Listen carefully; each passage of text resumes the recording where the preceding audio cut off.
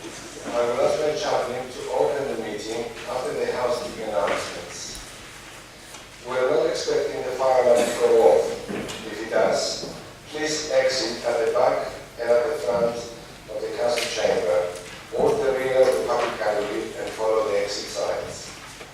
For wheelchair users and those with mobility issues, please make your way to the safe waiting area on the PCU side stairwell. Council officers will be at hand to assist. An accessible unisex toilet is located outside the council chamber, opposite the members' room. The drinks machine and water dispenser are located to the corridor opposite Committee Room 1. The council is filming this meeting, and a copy will be available to you in the coming days.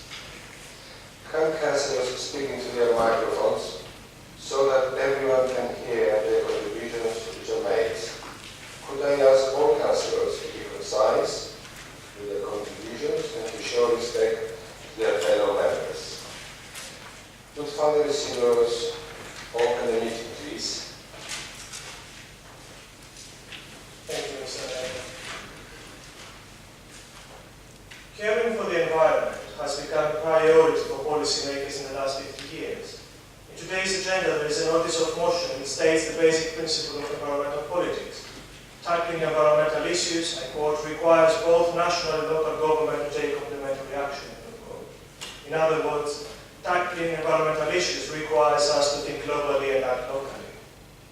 If I try to think globally, I cannot but think of the recent decision of the US to gradually pull out of the Paris Agreement. That is, of course, a strong blow to global efforts to combat climate change. My initial reaction upon reading the news was impassioned. It's crazy, I whispered to myself. On second thought, however, I could see the point. It's politics, I dispassionately affirmed. Cambridge is a beautiful city.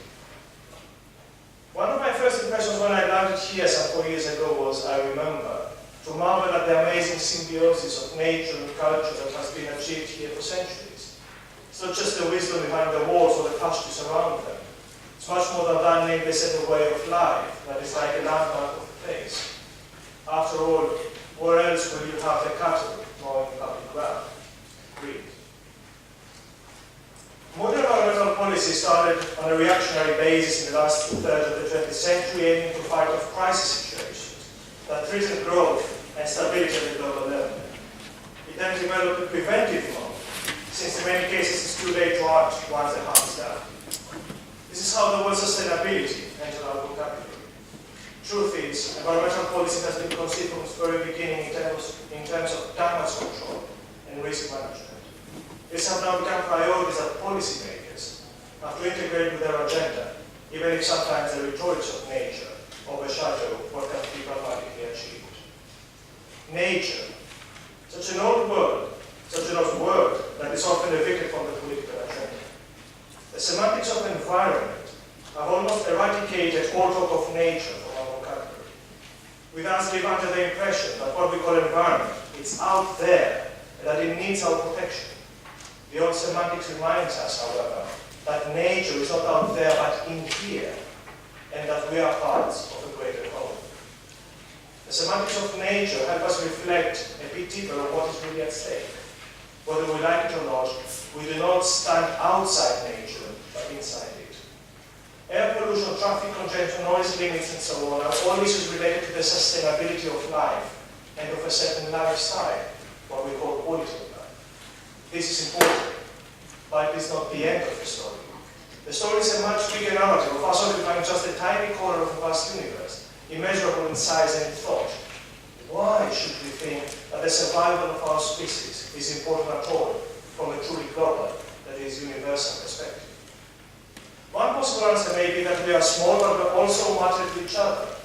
It is important that we think of nature in terms of damage control and risk management for the continuation and well-being of our species, but we should also remember that nature shapes us before we even have the chance to shape it back.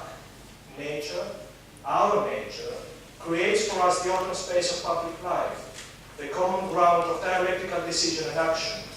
That is, we are by nature political creatures. In thinking about the environment, we are therefore actually thinking about ourselves. The truth and lies we tell them to ourselves. The decisions we take manifest how efficiently or deficiently our collective endeavor as citizens of this world is. At this point, someone may protest. Environment is all about the balance of interests. To see in the environment a reflection of political culture, to claim that the quality of our environment is the mirror image of the quality of our democracy is simply crazy. On the contrary, I would like to argue it's the quintessence of politics. Thank you, Father Silva. Kindly approve the minutes of the meetings of Council held on 25th of May, and which can be found on pages 9 to 22, please. Yes?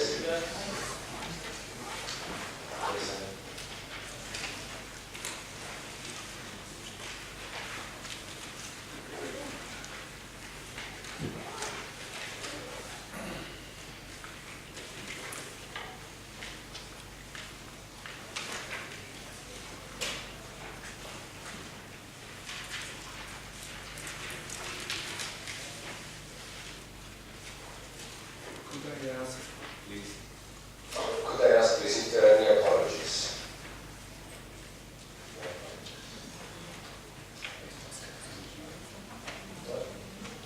The date for this year's Mayor's Day Out in Great Yarmouth is confirmed as Wednesday, the 16th of August. The support of councillors, stewarding coaches, assisting guests, etc. is always greatly valued. It's a fun day, forward and appreciated by those who take part. If anyone would like to help this year, please could they let Kathy Brown know as soon as possible, please. Also, the Harvest Festival Civic Service will take place on Sunday, the 8th of October at 9:30 at Great St. Mary's Church. Details of this event will be emailed at the beginning of September. I would greatly value the attendance of members at this civic occasion. It is my very real pleasure, on behalf of the City Council, to present a framed copy of the Council's resolution of thanks to Councillor Benstead for his melody, which was carried out so reliably. I know that Jeremy enjoyed his year, and he represented the city in such an admirable way. Jeremy, please come and accept this resolution, which acknowledges with gratitude your term of office as mayor.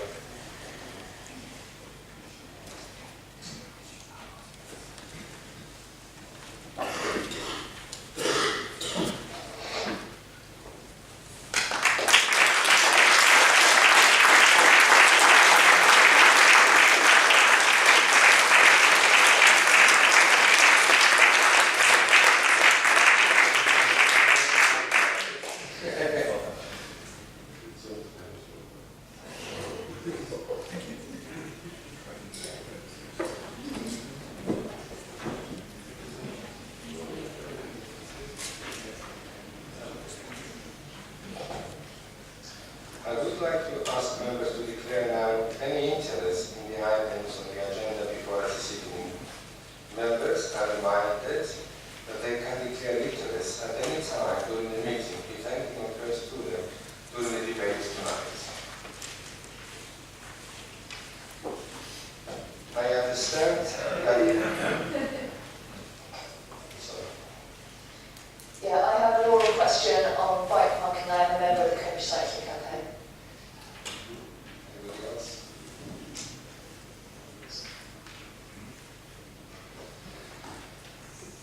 I understand that a member of the public wishes to address the meeting regarding the item 5C, local government ombudsman complaints. The speaker must address their comments to the chair or the relevant committee or the relevant executive councillor. Each question or statement must be limited to 3 minutes, with a further 2 minutes for a supplementary question or comment on something that has been said by the councillor. Members are advised a copy of a statement entitled Rightful Sense of Outrage has been sent to you in advance, and a copy has been placed in your chair run by the public speaker as a point of reference. In addition, a copy of the statement from the Director of Planning has been placed on your chair, and a copy sent out in advance. This outlines an inaccuracy in the report of item 5C. Would the member of the public please come forward and put their points?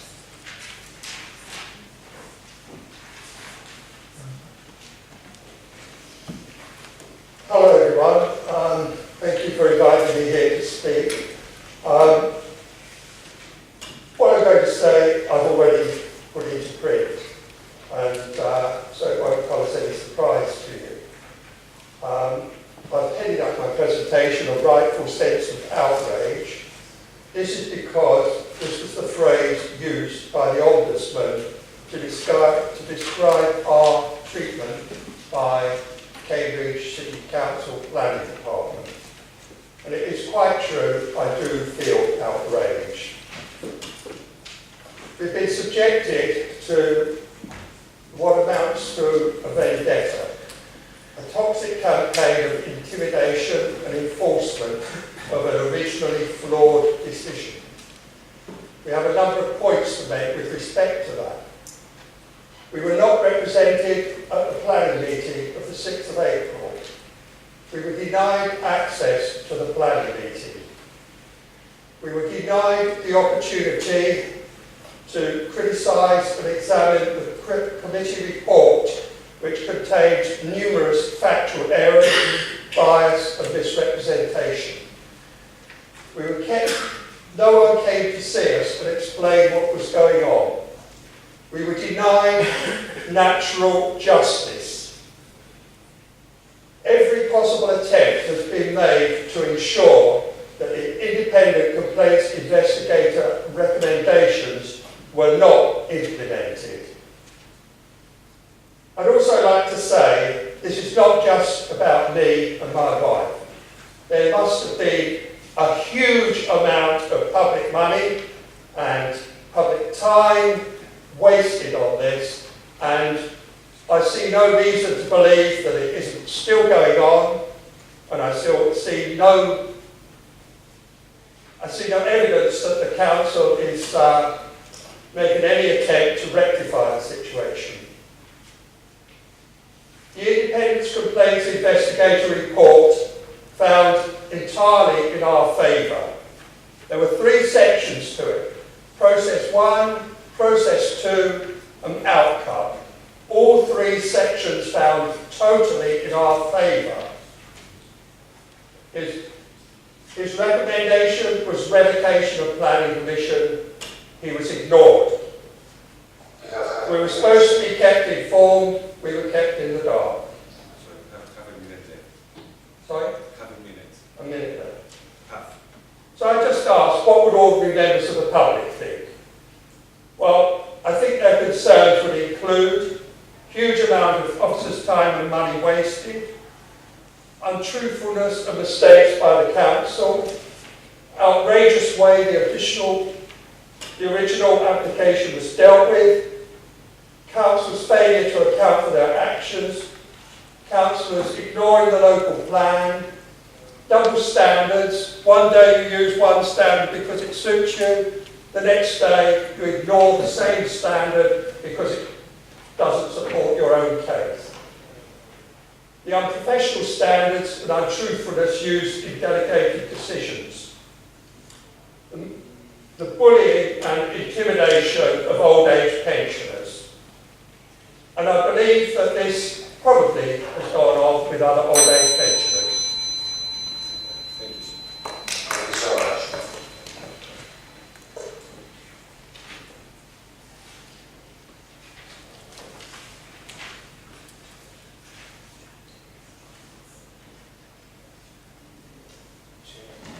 With the chair of planning, or anybody else like to? The chair of planning, I should say. Can you speak up? With the chair of planning, Would the chair of planning what? be interested in responding, please. Yes.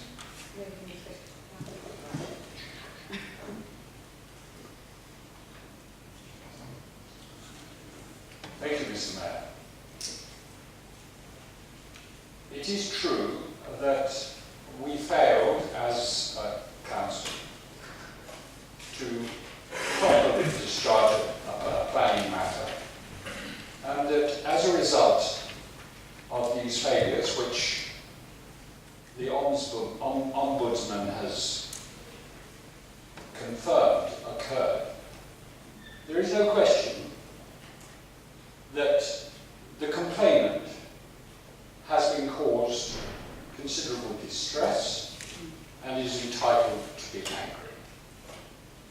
And when he came to the planning committee last week to make a similar complaint, I used the opportunity, and I do so again this evening, to apologise on behalf of the council, on behalf of the planning committee, and I think on behalf of the planning officer who was responsible in the first case for these oversights. There is no question you are owed an apology, and we were pleased also to follow the recommendation of the Ombudsman with respect to the compensation which should be paid to you as recognition of the injustice that you have suffered. I would also like to point out, and I don't think this is going to placate the complaint, our planning department is one of the busiest in the country. It is dealing with hundreds, literally hundreds of applications every year. 95% of those applications are determined by officers. 5% of them come before us, and they come before us in the shape of highly detailed reports, full of information with respect to every household application that we receive. On this occasion, and we have reference to a second occasion this evening, a mistake was made, an oversight occurred. I would also like to point out to the complainant that nothing in the Ombudsman's report suggested that had the measurements been accurate in the first instance, we would have made a different decision. I'm not sure what decision we would have made, but there is nothing to suggest that we would necessarily have changed our minds. There have also been errors, and an error particularly, in subsequent reports. And the Director of Planning has recognised these errors, and he has apologised for them. May I say in conclusion that I don't think you will go away from this evening a happy man, and I know from the frequent communications that we have received from you that you will not be easily placated after what has occurred. But let me just end by saying, you now have recourse to such legal means as any other citizen has, and I would suggest that there is no point in further communicating with councillors about this injustice. I think it has been registered. We are fully aware of your concerns, but I do suggest that the so-called democratic route has now been exhausted, and you must consider, if you wish, other means of getting justice as you see it. Let me finish by saying, again, we apologise. We're sorry. Thank you, Councillor Higgin. Would the member of the public wish to have a supplementary question? It's 2 minutes.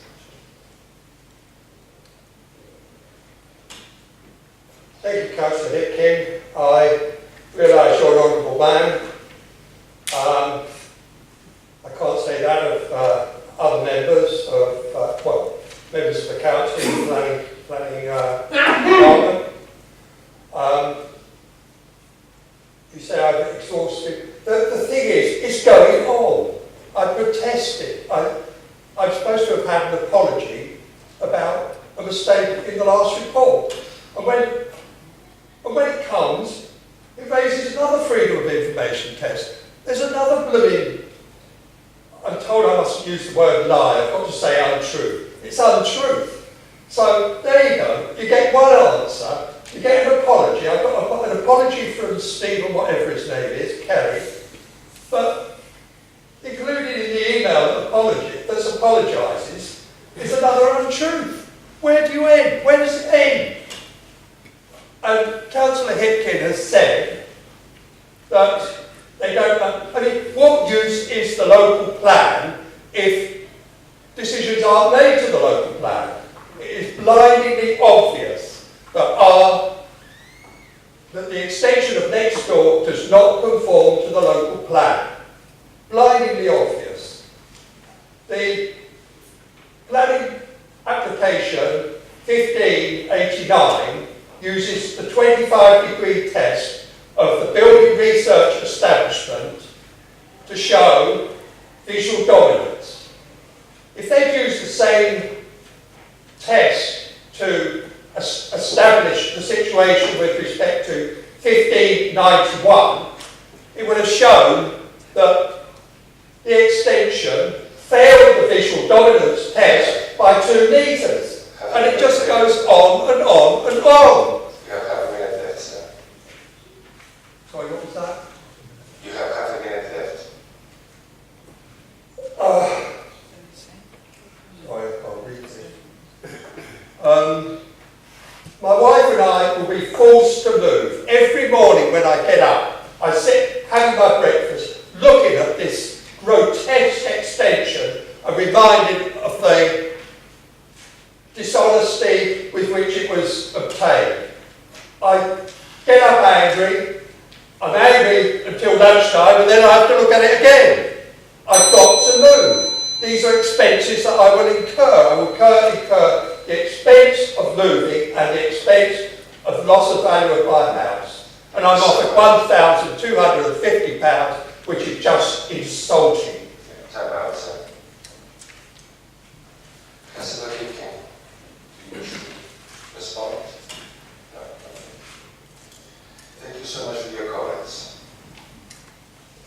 As Mayor, I propose to change the order of business so the Council considers agenda item 5C, the local government ombudsman complaint. This will be followed by item 5D. We now turn to item 5C of the agenda. Planning local government ombudsman complaint 16002-481, which can be found on page 169 of the agenda. A copy of the planning committee minute can be found in the information tab on page 9 and 10. As the report states, the monitoring officer is obliged to report the matter to the Council. This report is to be noted by the Council. Is there any debate?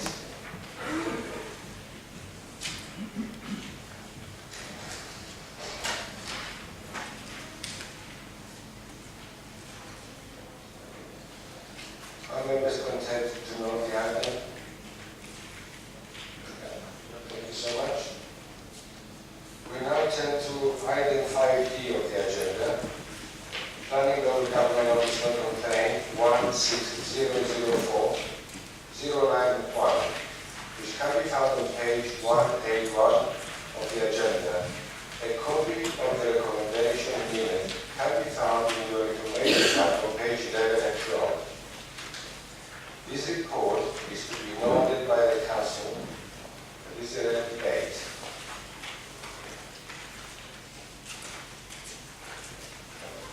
This report is to be noted by the Council. Thank you so much. And,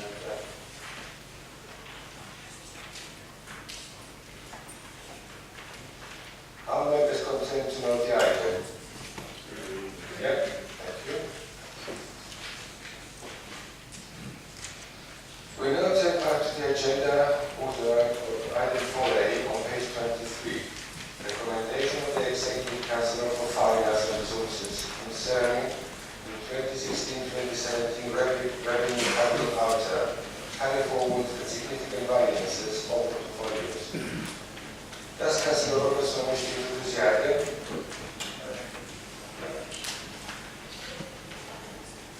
Is there any debate? No?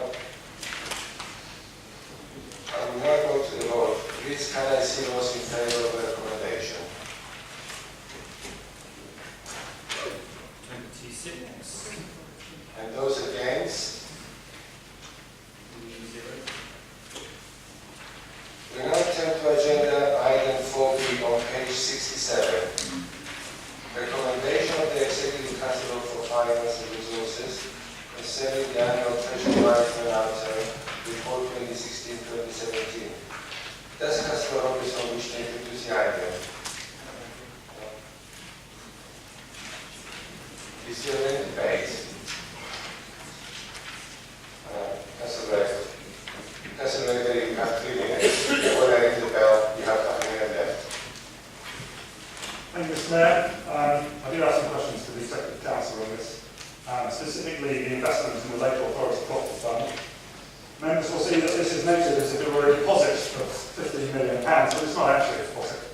Members may recall that we have consistently warned that this capital is at risk, and it is this risk that drives the anticipated higher revenue returns, which was the justification used by the Union Group when pursuing this investment back in July 2014. So the questions to the Executive Council are, there was a 4.35% downward fair value adjustment to the portfolio during the first half of the year.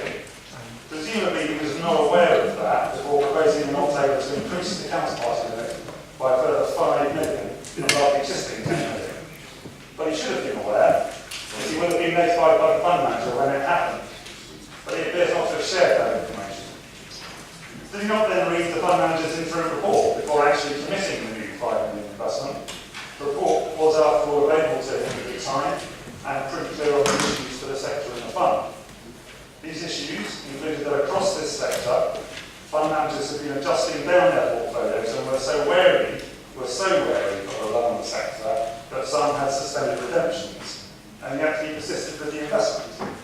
Has he read the manager's full year report, the highlights of which are that the total return for the year was just 3.1%, which is below even the benchmark investment, in fact? And does he appreciate that when the total returns for a commercial property fund are in the region of 3%, then the fund becomes particularly sensitive to maintaining and growing its rental income? Any interruption with that will destroy the return altogether. Does he further appreciate the risks of a run on a fund that shows below benchmark returns? This could mean the annihilation of our capital, not a 15 million deposit after all. Does he agree that the prospects for the enhanced revenue returns that prompted the investment in the first place now look decidedly less rosy? Does he still think that past performance is a guide to likely future returns? Mr. Mayor, we've consistently warned of the risks associated with a fund that looks to make total returns. We've consistently warned of the structural issues with this sector. They've been with us for some time for all to see. Brexit is not helping us here, but it would have been so much better if we had self-invested in residential property in Cambridge perhaps, and thereby maintain the power to manage the risk ourselves. Our capital, £15 million, now stands at the mercy of the Brexiteers, the market generally, and the other investors in the fund that has met the textbook definition of a bubble since well before our first investment was made. In the meantime, the Executive Council should let us know, and perhaps amend this report in future years, what he judges the true, realisable value of this investment now might be, and how he now plans to fill the gap and deliver on services.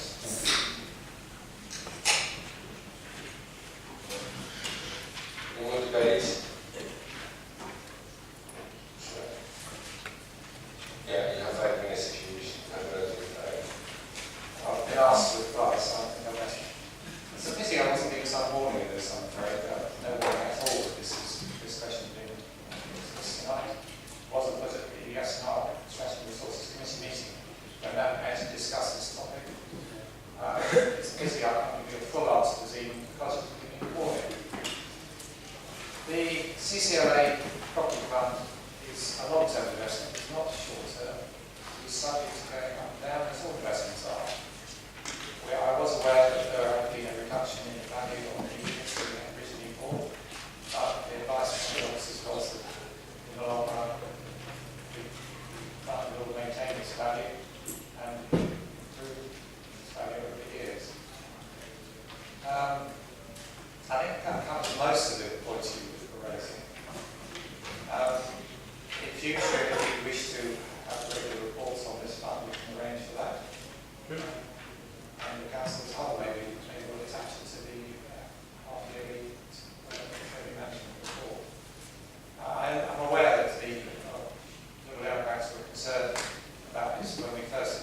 million housing. And in view of the problems they have with us as investments, I'd like to see that they would be concerned. No, it's a genuine point. It's a genuine point that the investment Point of order, Mr. Mayor. Your facts are incorrect. The Icelandic fund issue was investments were made in accordance with Treasury management rules.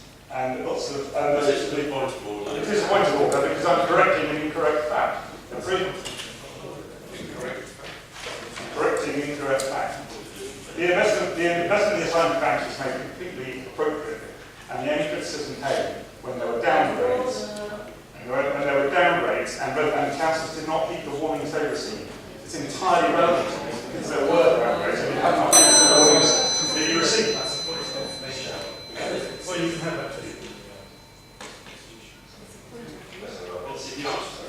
If you didn't notice the question, you know the answer.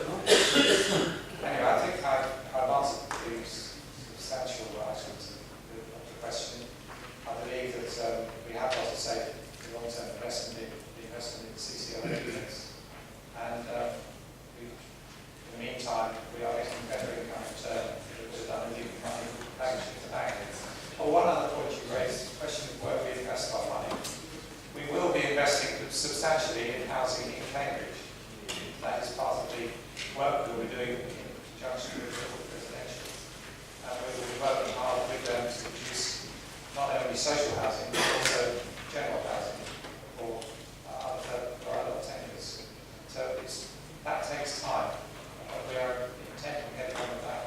We've started a program to invest the 70 million and managed to get it going.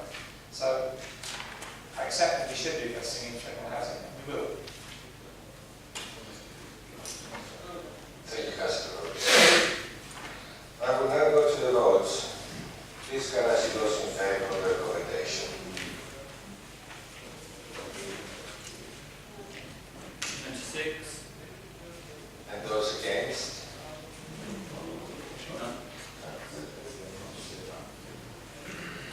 We now turn to the agenda item 4C on page 89. Recommendation of the Executive Council on Finance and Resources. Council also recommendation approval of capital funding. Does Councillor Robinson wish to introduce this item? 5 minutes of the introduction.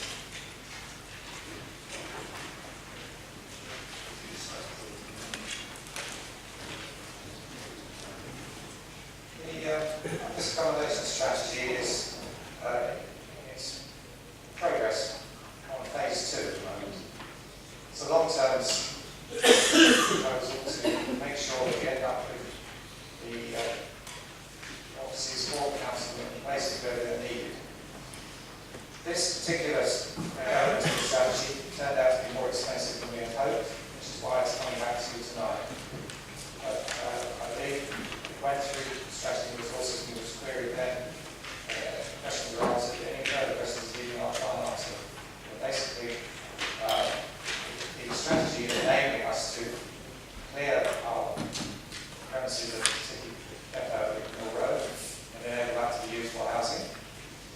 It's also enabling us to clear out of Hobson House, obtain a capital receipt as a result.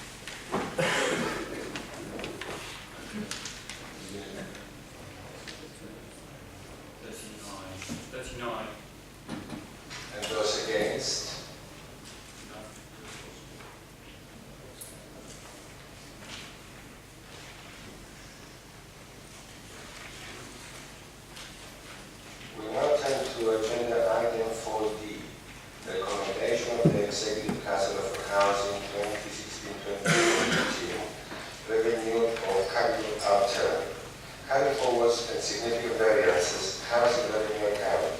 Copies of the recommendation minute were also circulated to you in advance of the meeting. This is also attached to the back of the information pack after page 27. I have ruled that under 100B, brackets 4, brackets B, of the Local Government Act 1972, this report with recommendation will be considered despite not being made publicly available for this committee 5 clear days prior to the meeting. However, a copy has been in the public domain when published for the Houses Committee in June. Does Councillor Price wish to introduce this item? No. Is there any debate? Councillor Councillor. Thank you, Mr. Mayor. The housing revenue account tells the story of the progress that the ruling group has made on the housing portfolio in the last 12 months. And at committee, both myself and other members raised a number of items that we were concerned about. But I'd like to highlight just 2 here this evening.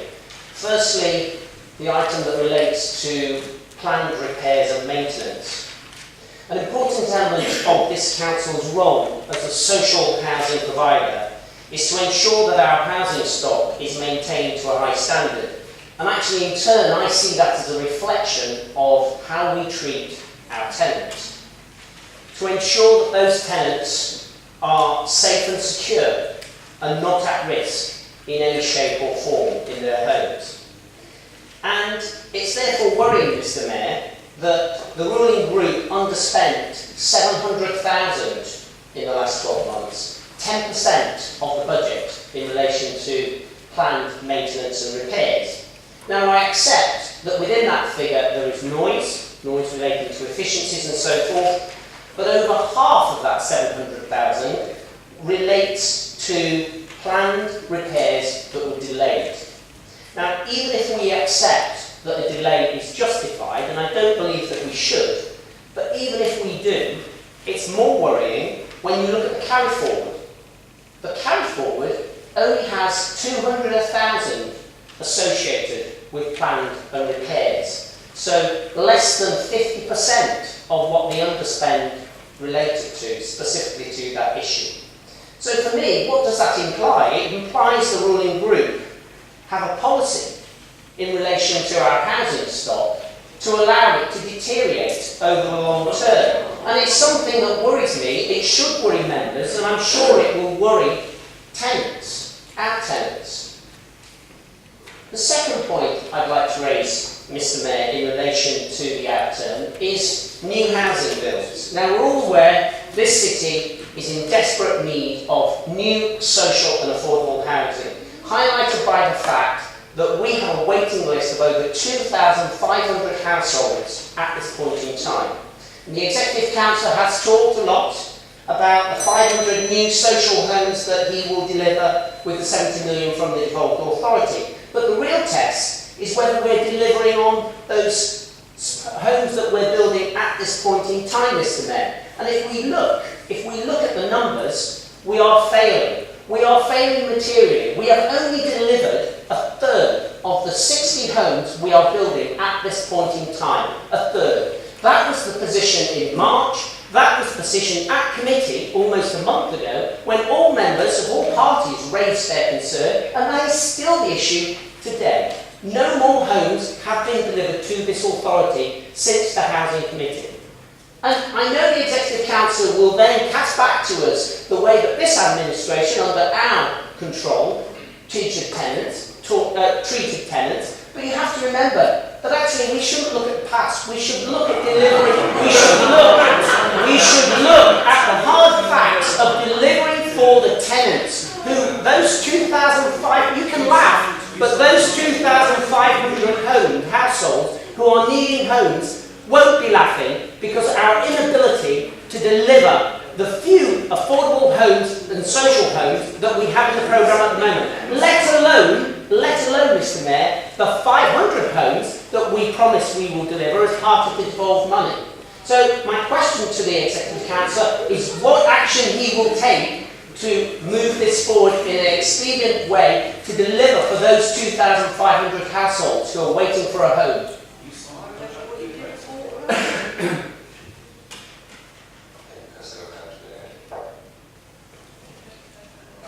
Yes, thank you, Mr. Mayor. This will be the...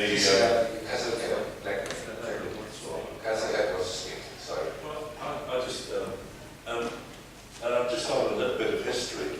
I remember the underspend on the Decent Homes programme by your administration was into the millions. The carryover that was left for us was about 3 years' expenditure on kitchens, on bathrooms, on a whole range of projects. Councillor Cantrell wants to bring into this chamber the self-righteous indignation that carried him around the county. That's his problem. But indeed, you need to stick to the facts. And the other point that I would like to make, and I don't want to steal the thunder of the Executive Councillor, but exactly 1 year ago, almost to the day, all of your party, every single one of you, stuck your hand up to block a consultation that led to those 500 homes. So don't pretend to the public that you supported them.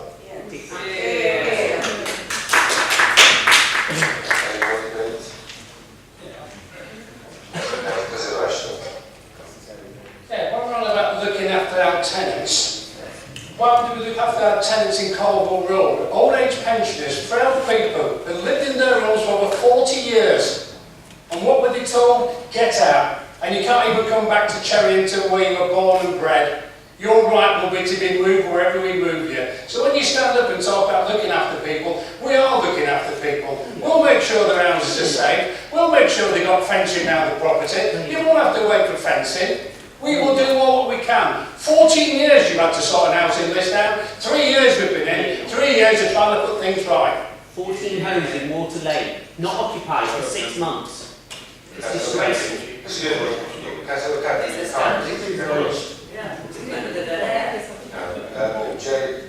Councillor Burns is next. And then... Thank you, Mayor.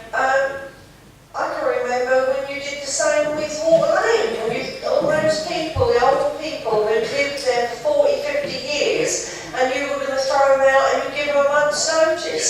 So let's remember that, shall we, in history. Thank you, Councillor Burns. Councillor Avery. Just briefly, I don't want to steal Councillor Price's thunder, but I know what he's going to say. He's going to say it's not his fault. He's going to say it's been terrible coalition government, it's been terrible Conservative government since there's been problems with all the funding of HRA and that every obstacle has been thrown in his way. But I think we have to remember that we are, was it 3 years in now, nearly 4 years in to a Labour-led administration. That has to be a point at which executive councillors have executed. That has to be a point at which they deal with the problems they may find. Maybe that point should come soon. So I don't want to anticipate what Councillor Price is going to say, but I know it's not his fault. Thank you, Councillor Avery. Any more debates? Councillor Price, if you wish to start. Well, I'm not sure I need to now that Councillor Avery seems to think he's speaking for me. Shall we start with the planned repairs and maintenance and this ludicrous idea that we have some sort of policy to underspend and that we somehow don't care about the tenants of our homes in the city, which is what you actually didn't so much imply, but you actually said. I think you could actually look at the satisfaction rating of the council when council tenants are consulted and asked what they think. You know, they're quite happy. I understand why Councillor Cantrell isn't happy about it, because we performed certainly far better than he did when his group were in control of the council. And, you know, Councillor Avery is right. There have been obstacles put in the way of building homes for the council, and the homes that have been built and that are standing empty were built by the company that you installed. We didn't put them there, you did. They've been an absolute disgrace. Now, there is a point at which, of course, we have to draw that line under it, and it's rapidly reaching that point where it becomes not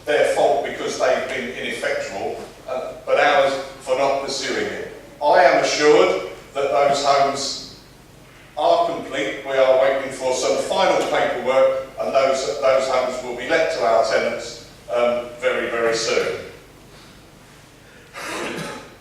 I understand why this is a good one for you to be having a pop at. The 500 homes, as Councillor Herbert rightly pointed out, that you tried to block getting the money to build those homes. That's going to take time. It's 5 years. We've got 5 years in which to build those. And I understand there are people waiting and wanting homes, but we can't build them any faster because we have, we find the sites, get the planning permission. Once that's underway, those 500 homes will be built within the city.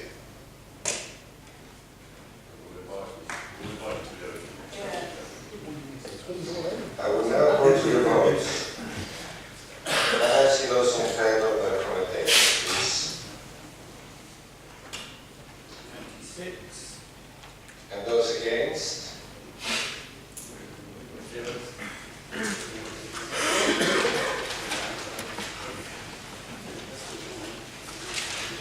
We now turn to item 5A on the agenda. Civic Affairs Contract Procedure Rules Update, which can be found on page 105. Is there any debate?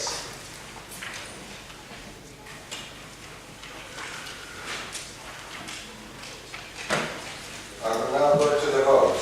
Please can I see those in favour of the recommendations?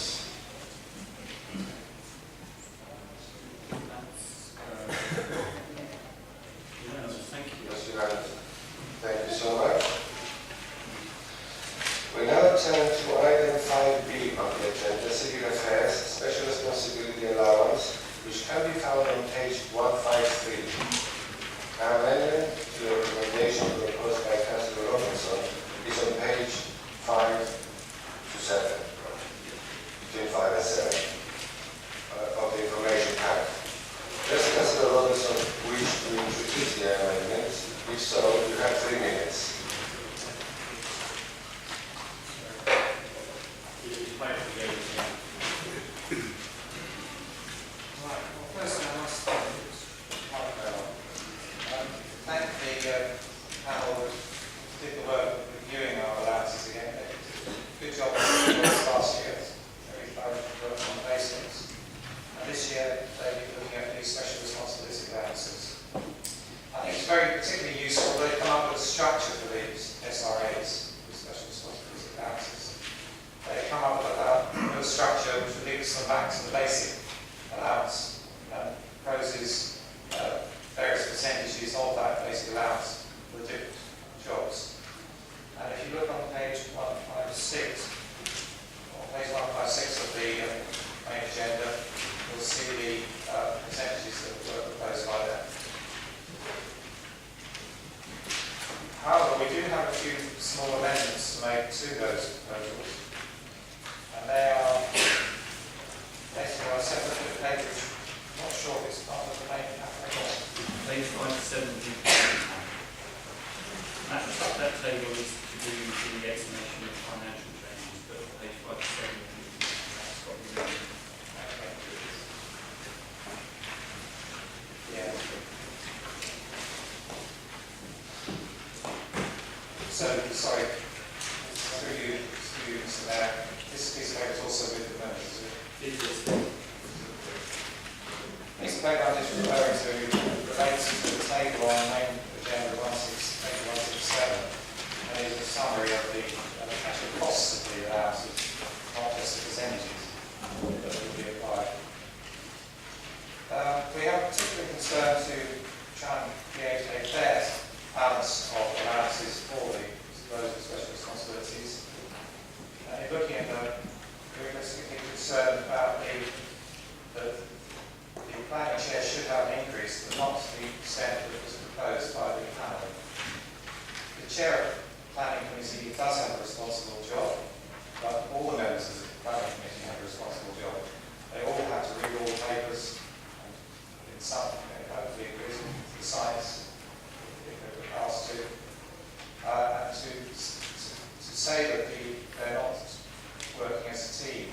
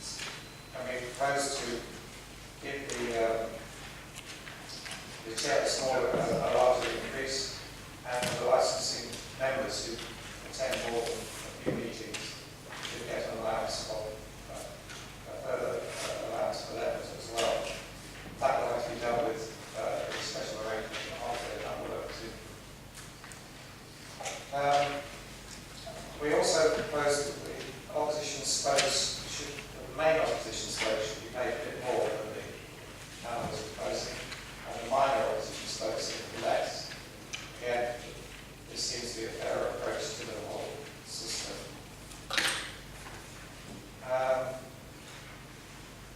Finally, the allowance for the member of the council who is our representative in the Greater Cambridge Partnership, formerly City Deal, that we feel should be recognised and dealt with immediately. I think that is all the proposals we have. Yes. Oh, finally, the number of SRAs any council may hold be limited to 3 rather than 2 to enable flexibility that's needed. Right. I think this is another side. Before I ask if there is any debate, I wish to advise that when the debate has concluded, I will call for a vote on the amendment. And if carried, a second vote on the recommendation as amended, that would not have a debate. Is there any debate? Councillor Keating first. Councillor Pierce second. We asked an independent panel made up of independently minded people, prominent local citizens, to make recommendations about the allowances. When they had made their recommendations, they were approached a second time by other councillors who would cavil with their findings. They remained substantially in favour of their original recommendations.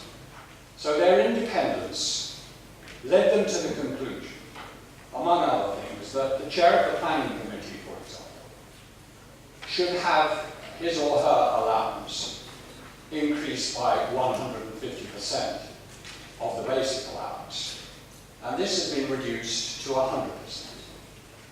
I think this sends out entirely the wrong message. Whether members, whether the differentials between mere chairs of scrutiny committees and planning committees, how close they will get to executive council, I know that's a sore point. But the fact is that the planning committee is often the face of the council. You saw it this evening. And who stood up and spoke for the council, and who, on frequent occasions at planning meetings, has to stand up and speak for the council? But the chair of the planning committee. And this is not entirely personal, believe me. I mean, of course, like many members here, I am concerned about the level of allowances. I'm a retired person. They constitute a part of my income, and I'm concerned about them. But I want to stress that it is not true, as Councillor Robertson says, that members of the planning committee, all the members of the planning committee, have equal responsibilities. They all have to read reports. Chair, Mr. Mayor, they don't all have to, and they don't all read them, but the chair must. The chair must be fully aware of every item on the agenda and must be familiar with the details of every report. That is not required of every. Of course, we hope that every member of the planning committee will read reports in detail and familiarise themselves with the contents of reports. But they can quite easily say to themselves, I will listen to the debate and I will decide on the basis of what I hear today. So I think that equivalence between the chair and all other members of the committee is a phony one.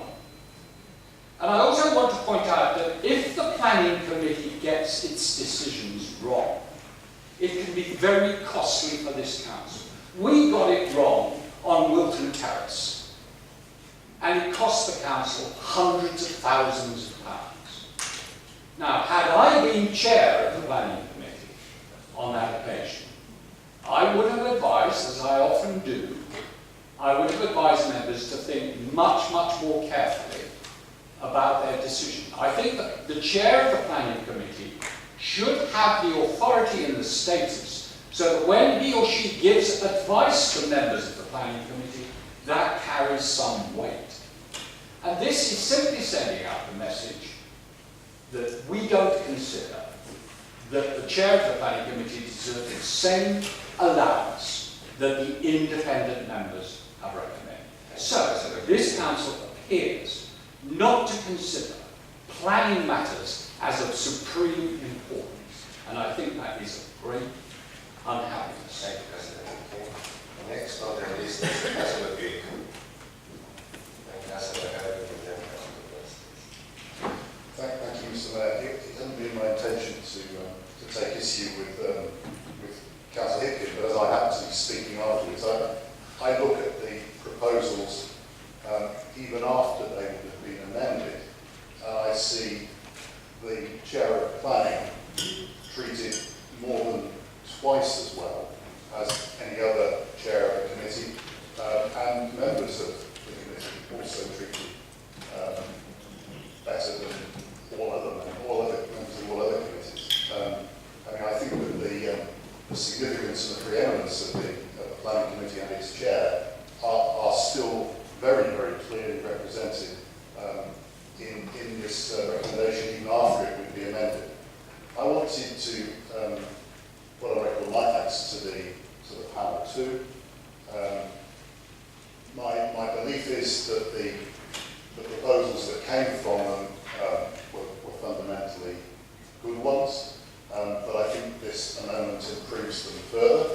And that's not to say that what we have, even after the amendment, would reflect exactly what my group would have chosen in every detail. So there are things that we're more or less comfortable with in there. But I think that there's something unseemly about carrying on a far more detailed debate about councillors' allowances now than we were able to do about the housing budget a moment ago. I think that this is good enough for now. My group will support the amendment, and I assume that means that we will still look at any further anomalies, not only those that are clearly laid out in the amendment, but others that may occur along the way as we go forward. So I think another thing seems to have happened in the way this has emerged, that it is recognised that nothing is forever, and not only will the roles change around the council, but the way we see them in terms of allowances can be looked at again. And so I'm happy with the amendment, and would therefore be happy to vote for the proposals at the end of the debate. Thank you, Councillor Big. Councillor Herbert, please. Thank you. I find myself in agreement with my good friend Councillor Big.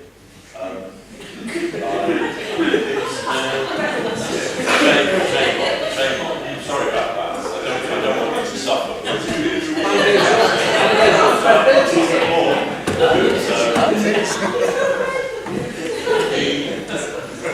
The panel has had a hard look and has addressed a number of anomalies, and I appreciate Councillor Hipkin's point, and I appreciate, and Councillor Hipkin knows how important I regard the planning committee to be. But the fact truth to me is that if you look at the numbers, including the uplift that the chair of planning got last year from the panel, it is the biggest increase for any single individual in a percentage way. And I do think that you have to recognise that licensing is demanding, and that is why, for me, and for our group, there was a focus on just thinking about those people who give up quite a lot of daytime and giving them a small recognition. And the recognition that we're offering is £448 a year. So it's not going to get them much further than Yarmouth back on a regular basis. A couple of issues that weren't covered is that we have an amendment sent to the panel, and obviously we all speak with an element of self-interest in this, we try not to, that the panel should just have a look at the other external appointments. And this isn't to say that I or the combined authority should get something special. It's to say that Councillor Baton's on the Police and Crime panel, there are people on the assembly, there are people who will be scrutinising the combined authority. So we just asked them to have a look at that, because it will be 2 years before they have a look at other things. But I take Councillor Fick's point that there is still inevitably anomalies. But I think the problem I had, Councillor Hipkin, with the level of allowance was that it wasn't just that the planning chair could argue yes or no, it was that it introduced a sort of different proportionality. And I don't take the view of sort of trying to defend executive councillors, but they literally are on call every day in a different way. Obviously, that's partly in their choice, and they do try and work as well. So I think we welcome the work that the panel has done. We respect it. We just proposed a minor amendment. And Mayor, I do need to say that I'm a seconder, because otherwise this amendment wouldn't be properly in front of the council. Councillor Benson. Thank you, Mr. Mayor. A quick word from a licensing perspective, which I think the panel overlooked to some extent. If you sit on the licensing panel, you don't just have to know about one subject, you have to know about a broad range of subjects. On Monday, Councillor Gearing and I sat on, and Councillor Pitt, as you all know, because you've been in this circumstance in the past on licensing. On Monday, Councillor Gearing and I sat on 2 panels, one in the morning, one in the afternoon. In the morning, we had to have a relatively good working knowledge of taxi law. In the afternoon, we had to have a relatively good working knowledge of drinks licensing law. The chair of licensing has to be expert in the same way that the chair of planning would have to be about planning, about drinks licensing, entertainment licensing, taxi licensing, and gambling licensing, and sexual entertainment venue licensing, which comes up occasionally. In any other form of government in the world, they would be called the head of vice. This recommendation recognises the breadth of knowledge that members of the licensing committee need to have to be able to carry out their duties. And also that though there are formal committee meetings where the whole committee gets together in the normal cycle, there are 3-member panels that meet virtually every week. The reason we have a big committee of 12 is that 3 people can meet 4 times a month. Three different panels of people. And also, if those panels don't get the decision right, particularly in the drinks licensing side, they can also cost the council a lot of money. Maybe not in the 100,000s, but certainly in the tens of thousands. So I welcome these amended recommendations. Thank you. Any more debates? Councillor McPherson, do you wish to reply? Thank you, Mr. Mayor. I have nothing further to add. I'm really pleased to hear. I will now go to the vote on the amendments. Please can I see those in favour of the amendments? 39. And those against? Now I ask for a vote on the recommendation as amended. Those in favour, please. 39. And those against? Can we call a 5-minute cattle break, please? 5 minutes.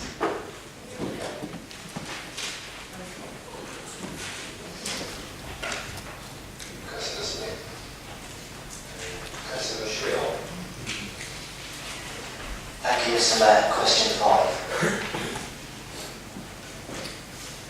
Well, I'm glad you asked me this question. Because we have some good news. We have some good news. We're spending a lot of time and money on this building to improve its energy efficiency. Our priority is to be an exemplar for the city as a whole of an organisation that is taking its time and its energy responsibility seriously. We have been able to employ a very efficient and professional firm, Weeks, who overhauled the rather investigated how they could adapt this building to be more energy efficient. Many of the heating systems in this building actually date from when it was built in the 1930s. Yes. The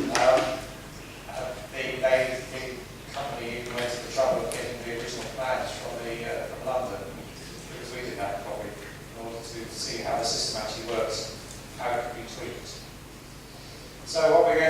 is introducing a whole load of measures, including a small heat pump station within this building, including LED lighting, solar PVs on the roof, mechanical works, the seating or water systems within overhaul, insulation, secondary glazing. The main aim is to reduce our energy footprint, our carbon footprint, and by that, in that respect, we are going to be able to reduce our carbon footprint by 40% as a result of these measures. We'll also be making savings. The money we're investing, which is over £500,000, will be paid back over 14 years, and many of the measures will keep rolling after that. But what we will be saving is over 427,000 kilowatt hours of energy. So our main aim was our carbon footprint. We also have our staff's comfort in mind, and that is the cold that some of the groups have had to face during winter will be ended hopefully, will be much warmer, and hopefully we can do something about the heat in the summer.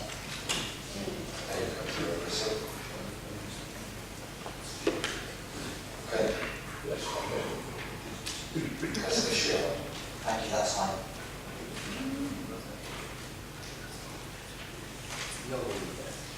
Councillor Barnett, please. Question 6, please. Thank you, Mr. Mayor, and thank you for the question.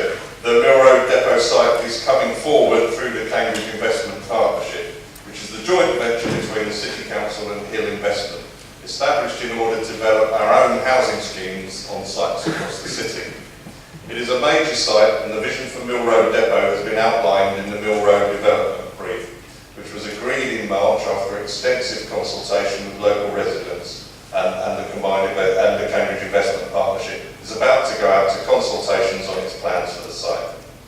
Regarding the affordable housing, and I use this term in a planning sense element of the site, we have to take as the starting point the local plan requirement of 40%, but our clear ambition is to achieve at least 50% on this site, delivered through the housing revenue account and using the devolution grant. Coupled with right to buy receipts, primarily for new council homes. We will also be considering the potential for additional affordable housing, for instance further investment in the Cambridge City Housing Company for sub-market general rental homes and the possibility of cooperative housing. I look forward to the consultation responses to the Cambridge Investment Partnership plans, and they will also shape how the plans move forward after the summer. As Executive Councillor for Housing, I am determined that the City Council will deliver a truly mixed and balanced community of all tenures, from social rented, intermediate and potential market sale, and one which will stand as an example to other developers of what can be achieved.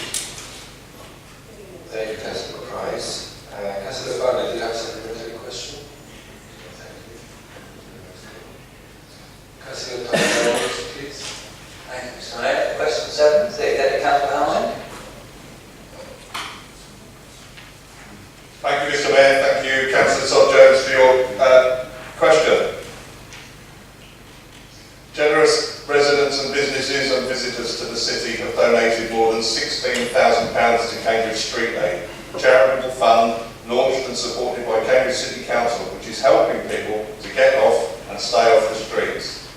Cambridge Street Aid, which was launched before Christmas, was set up to give people wanting to help people on the streets an alternative to handing over cash directly to them. Studies have suggested that the generous donation of cash by members of the public can sometimes hamper people getting off the streets if the money from begging is spent on alcohol or drugs. Every penny of the money donated to Cambridge Street Aid is allocated towards grants of up to £750 to help vulnerable people on the streets get the support, potential accommodation and employment they need to turn a corner in their life. I've been delighted and touched by the generosity of local people and other donors. For example, one resident raised more than £1,000 for Street Aid by running the Cambridge Marathon, and several others have donated their winter fuel payments. One donor said that he came across a Street Aid poster having seen a number of people begging and wanted to be part of the solution. The response to Street Aid in just over 6 months shows what a caring community we have in Cambridge, and I want to thank everyone who's made a contribution to that, however large or small.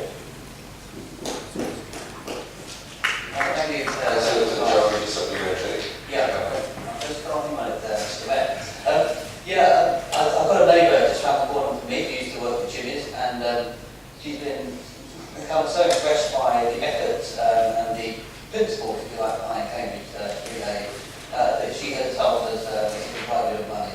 And I'll supply a lot of information about how she can do this to them.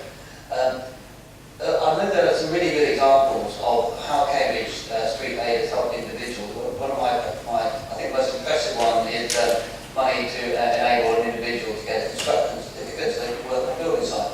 I thought that was a particularly impressive example. But I wonder if there are any others that you want to bring to the council's attention, the kind of thing that Cambridge Street Aid can do for individuals. Would you like to respond? Yes, thank you. As Councillor Todd Jones has pointed out, the money is now beginning to change people's lives, with more than £10,000 having been paid out in 30 different grants. These include a bicycle to help a former homeless man travel to a new job.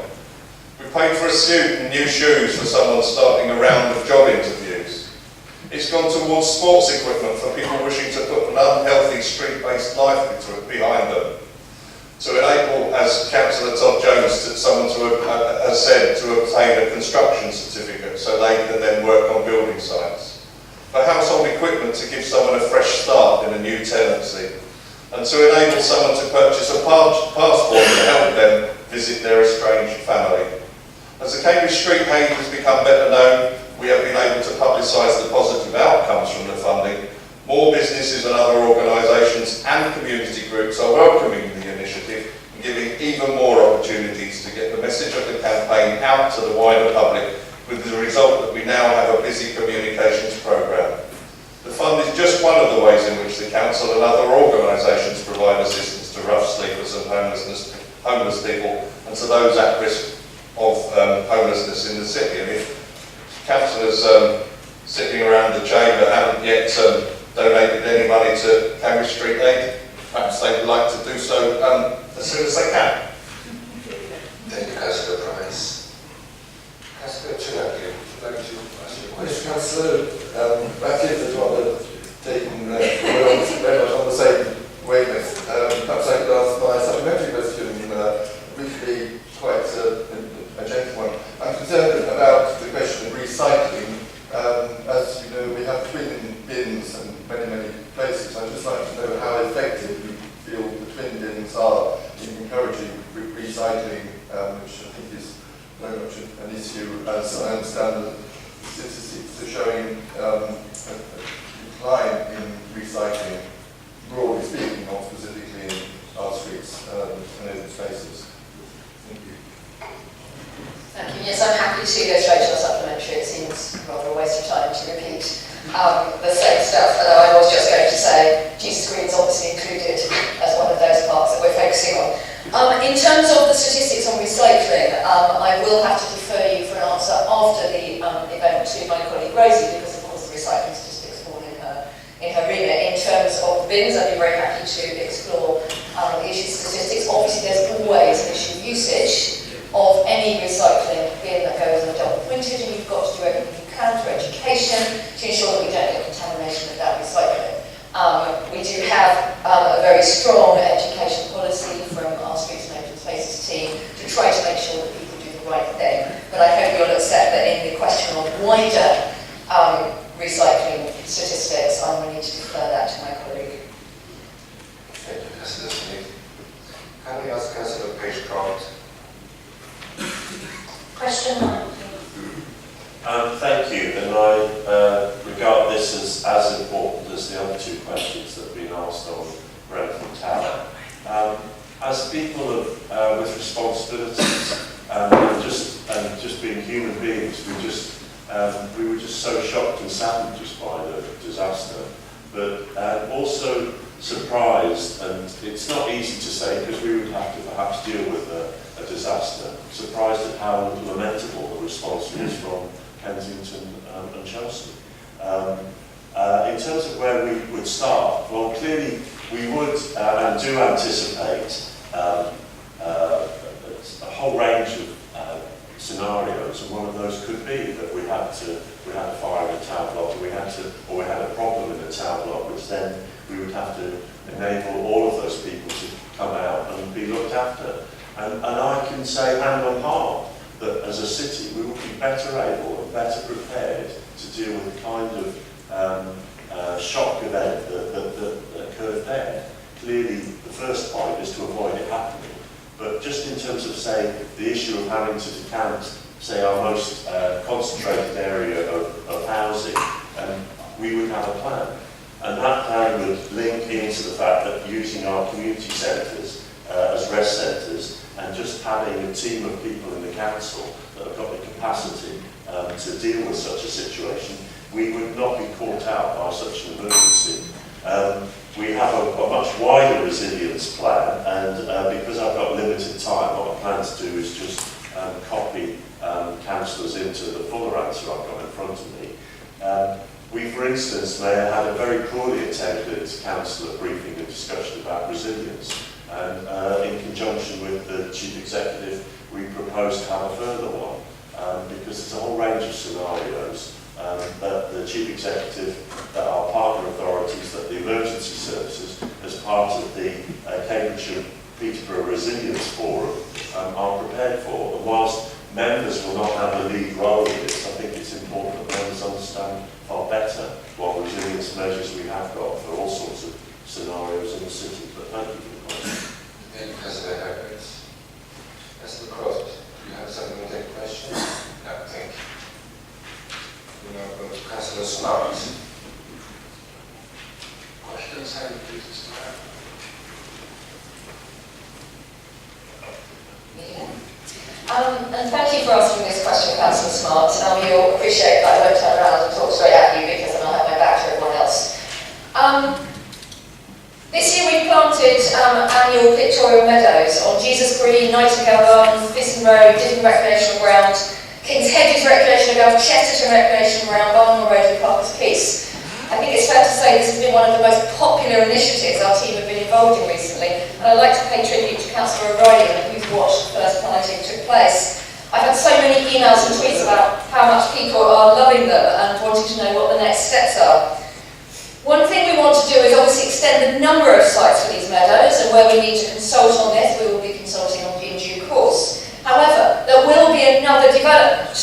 Our pictorial meadows are currently annual meadows.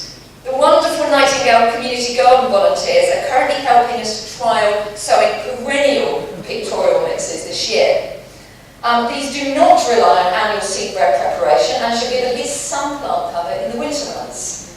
They also give us the opportunity to explore planting in some sites where we currently have perhaps not very exciting perennial planting.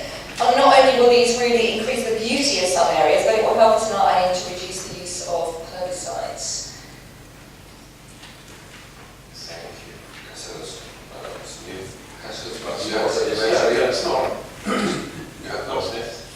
Do I have a couple of minutes or do I have a minute? You have 2 minutes. 2 minutes, good. So I'm like that meeting, I think it's a bit boring. So these wildflowers, pictorial elements of wildflowers, are fantastic things. That's why I really like them. I think why I really like them is because when I was a boy, we moved from the centre of Bristol. When my brother got asthma, so the doctor said move to a hill, which we did. We lived in Bristol, and there are 4 hills around Bristol. And in that area, there's an Eastwood Farm. It's all related. It is related. As a boy, I would love to walk in the meadows. They are beautiful. They are still there, preserved by Bristol City Council, and I hope that Cambridge can do the same because they are wonderful things. They take me back to my childhood 50 years ago, and I think also they have a special place in people's hearts. Who come to the city, young people often, who come to the school neighbourhood. I've seen on Parker's Piece taking photos of the flowers on Parker's Piece and elsewhere. They're absolutely a big hit. And I think it's a whole PhD there, why they're a big hit. I don't really understand exactly, but they're incredibly powerful. And I think they're a great thing, and let's have them more. Sorry, the follow-up was. What are the benefits of the meadows?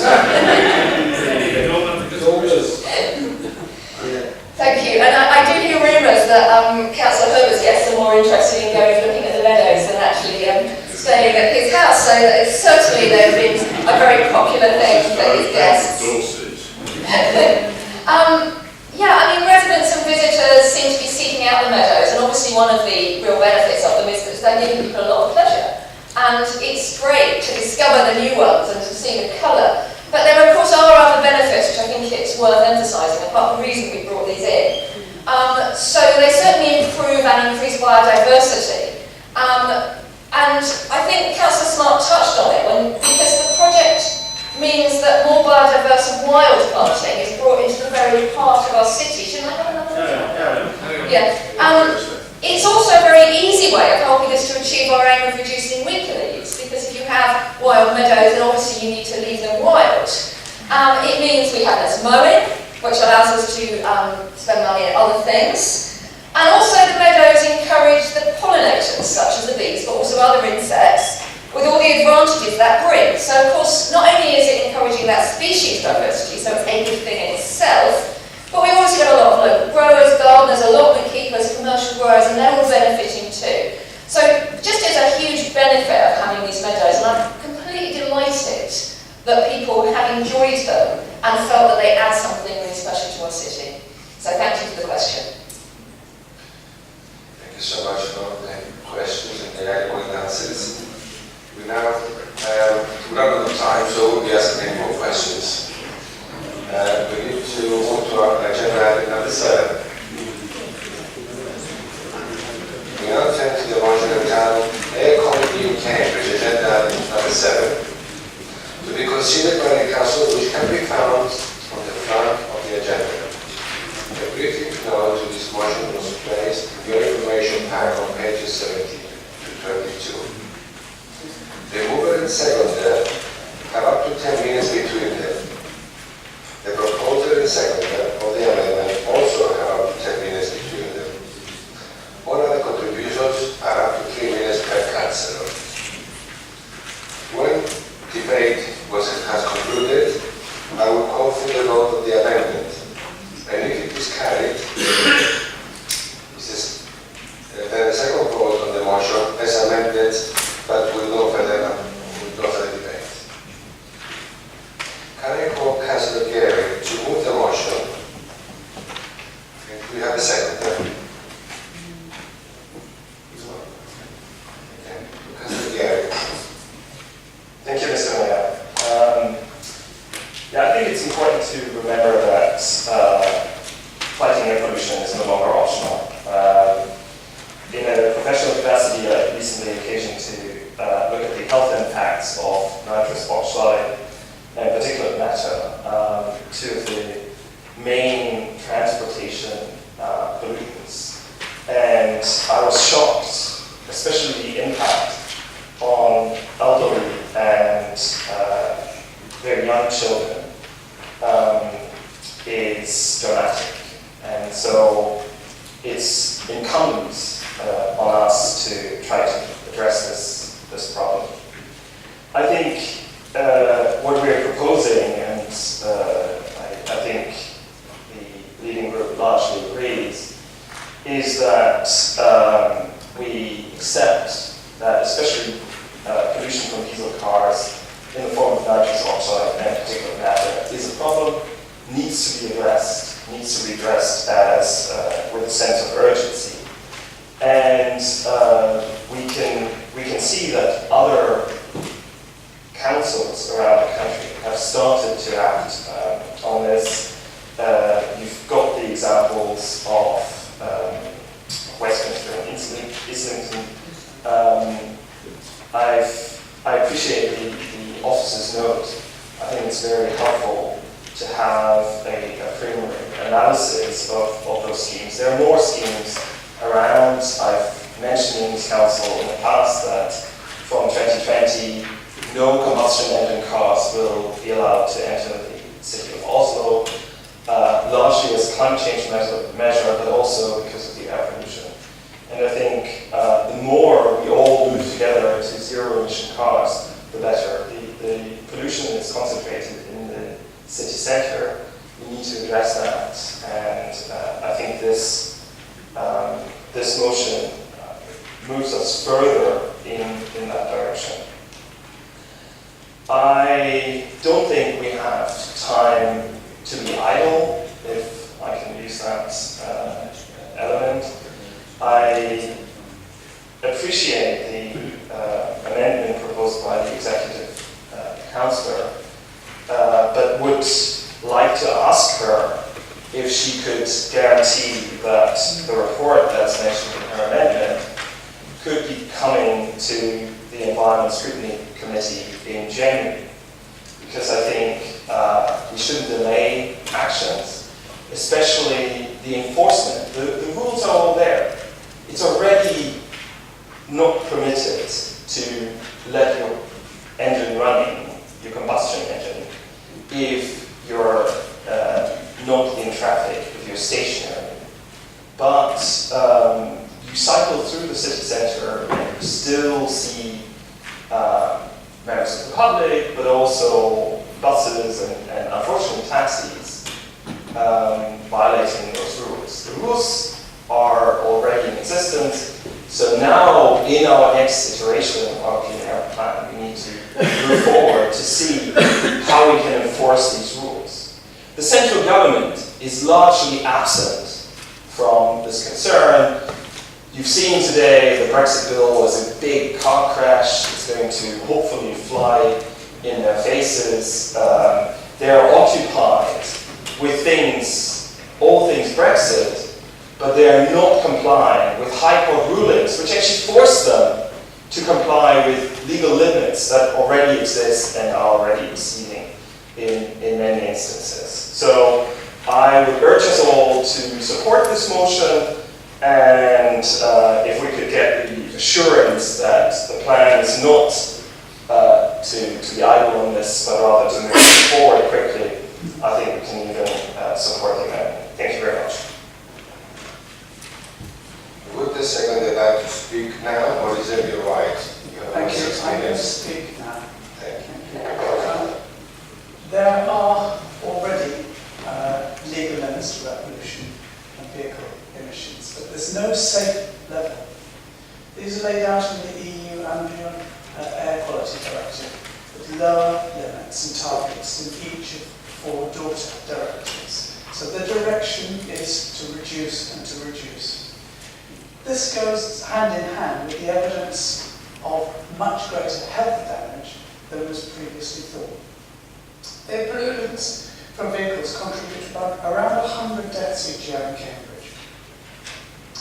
It's difficult to be precise because the figures are computed estimates based on international epidemiological studies. The problem is that the more accurately the pollution levels are measured, the greater the health damage that the air pollution is estimated to cause. The WHO, the World Health Organization, states air pollution is a major environmental risk to health. By reducing air pollution levels, countries can reduce the burden of diseases from strokes, heart disease, lung cancer, and both chronic and acute respiratory diseases, including asthma. And you will have seen my chest deteriorate as I've cycled around in the city pollution. Particulates come in diverse sizes. Irritants, including nitrous oxides, adhere to the surface of these particles. Earlier evidence focused on particles less than 10 microns in diameter. As smaller particles, less than 2.5 microns, have been studied, and better population health data is available. The damage can be seen to be worse than first estimated. These smaller particles pass into the bloodstream, taking irritants all around the body, and now are recognised to be a cause of many cancers. They can be found in plaques in blood vessels, for example. 70% of the reduction in damage is thought to be, at the moment, from reduction in heart attacks and strokes. However, the burden of ill health caused by air pollution falls disproportionately on the poorest parts of the city, and those citizens living there. Children and elderly residents are worst affected.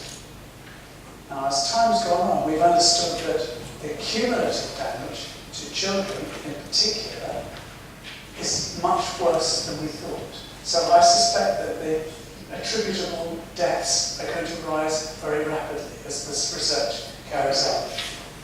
So we need to carry on this. This is a brilliant first, well, not the first step, but this is a good step to take. But where can we get next? Where would we go? Vehicles idling in queues are called congestion. Those engines that are idling in the queues are working at their least efficient. They're pumping out the most pollutants. The cause of this congestion is a road network not fit for purpose, one that cannot carry the number of vehicles demanded of it. Demand for road use continues to rise with the local economy. One key solution is an integrated public transport network with low polluting buses in the city, and some form of vehicle rationing around peak times to stop the idling pollution. Idling buses and taxis are a sound start to reducing one component of that pollution. I commend this motion to the Council. Thank you, Madam. Thank you, Councillor Moore and Councillor Guillaume, for the introduction. May I call Councillor Rosie Moore to move the amendments to the motion? I understand that Councillor Roberts will second this motion. A copy of this amendment can be found on pages 23 and 24 of your information pack.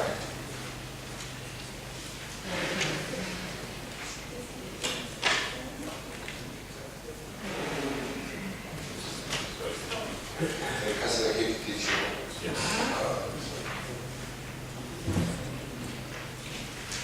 Can I call Rosie Moore, please? Sorry, I thought Councillor Hipkins was going to speak, but just like so, I'm not doing very well, so please bear with me. So many things I can agree with the members opposite. For example, that it's no longer optional to act on climate change and air quality, and that national government is essentially absent, if not worse than absent, having just appointed as a new Minister of State for Environment, Food and Rural Affairs, the self-styled ignorer of experts and climate change denier Michael Gove. And at any other time, I would welcome a report on idling. In fact, I would have requested one myself, because it's an issue that I've already raised when I was lead councillor for climate change. However, our officers are currently looking at the options available to prevent idling, as well as a whole host of other actions that we can take to combat air pollution in the city, as part of their review of the Air Quality Action Plan. I don't believe that we need a separate report, as the review of the Air Quality Action Plan for 2017 to 22, which we will bring before the January meeting of the Environment Scrutiny Committee, already covers it. As well as idling, this review will plan for our move to having electric taxis in the city, to our introduction of a clean air zone, which we're working on with the Greater Cambridge Partnership, to renew supplementary planning guidance, and to look at possible campaigns with Public Health England.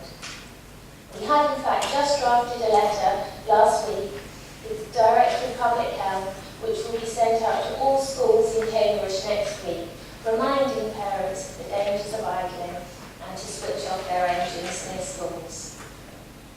The Air Quality Action Plan involves us working alongside Cambridgeshire County Council and the Greater Cambridge Partnership, as it is only by working together that we have any hope of combating climate change and improving air quality in our city, which is why I hope that the members opposite will support our amendment. Thank you, Councillor Moore.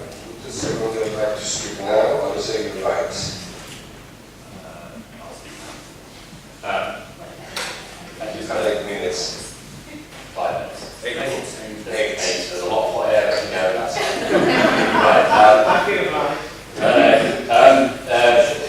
Few points really. First of all, I think it's good whenever we came in as a group and did a number of changes to improve air quality in Cambridge, which were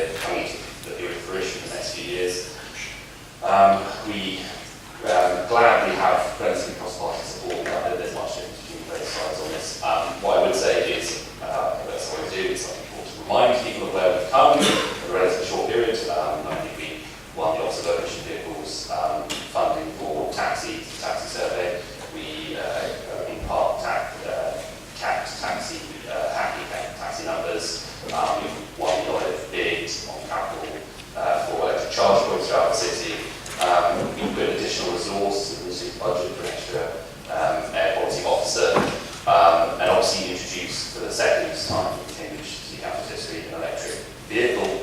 Obviously, it was first introduced with technology was quite up to speed on the opposition. But luckily, as I'm sure we all think, the technology found a lot of opposition to the battery life firms. So on that we now have all panel vehicles in the city are slowly moving across to electric vehicle 9 now, and they're working perfectly well.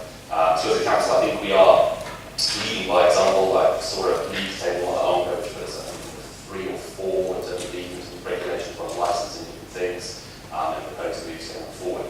So we are doing an awful lot, where what I will always say when it comes to some big views about the regulation part is going forward in regards to Euro issues of engines and so on, is that I hope going forward that the County Council do more at their end to back what we as a council have successfully done so far in a relatively short period of time. I also would say that the air quality action plan 2017-2022 is the next stage in what has been a thorough process started under previous councillors of both parties to take the issue seriously. I think with the powers within the realms of our control, under the realms of our control, the city authority, we have really pushed the limits what we can do in terms of apply for funding, change regulation, and do our best. And alongside partners, we have also tried to encourage, for example, the university to bring some of its estate fleet across to electric, and other partners, state education and so forth, try to work towards improving vehicles. The fact remains there's an awful long way to go, as we all know, and I hope that amongst other things, Ireland is considered in the mix and discussed fully at the Environment Scrutiny Committee, and the members on both sides continue to work together to achieve something which goes beyond the daily party politics. It's actually, in the case of Cambridge, linked to the 40 messages. It's a contributory factor of 40 deaths in the 29 messages. So it's an incredibly important issue, and it's an issue that certainly affects us as Cambridge. Thank you. Thank you, Councillor Roberts. How many, there should be a debate now, how many people wish to debate apart from the two, Councillor Higgins? And the reason I'm asking is, do you want to stop or do you want to push on? Finish, carry on? Happy to carry on? Yeah, thank you so much. Thank you so much. So, yes, the debate, Councillor Hesting first, please. Thank you. I'm glad that we seem to be heading for some kind of consensus on this motion. The point I want to make is that I would like to ask that if we are to have the air quality action plan addressing the issue of idling, please could specific attention be paid to idling by coaches around the city. This is an enormous problem in parts of Newham, where coach drivers sometimes leave their coaches running for many hours in residential streets. It is a particular problem in roads like Clark Maxwell Road, where coaches wait while their day trippers visit the city. They wait for very, very long periods with their engines running, so that the air conditioning keeps the coach cool for the driver and for the returning passengers. But it has a really terrible impact on the neighbouring residents who suffer both from the air pollution and the noise pollution as a result. And I would really ask that that is looked at, as well as other areas of idling around the city. Thank you. Thank you, Councillor Singer. We have Councillor O'Connor and Councillor Hickey. Thank you, Mr. Mayor.